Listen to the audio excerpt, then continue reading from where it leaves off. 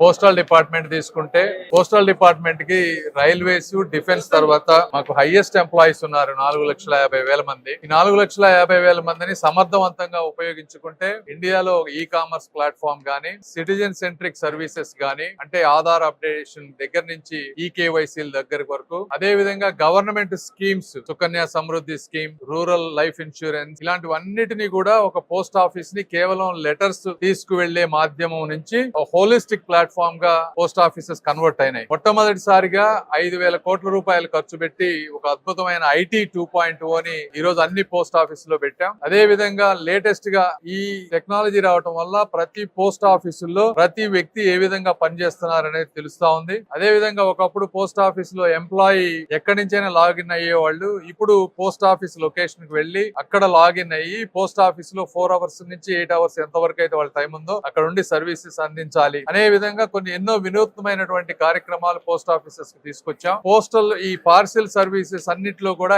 SMS tracking ఇవన్నీ పెట్టి private couriers ఎలా ఉన్నాయో వాళ్ళకి తగ్గట్టుగా ధీటుగా ఈ రోజున సర్వీసెస్ తీసుకొస్తా ఉన్నాం పోస్ట్ ఆఫీసెస్ లో.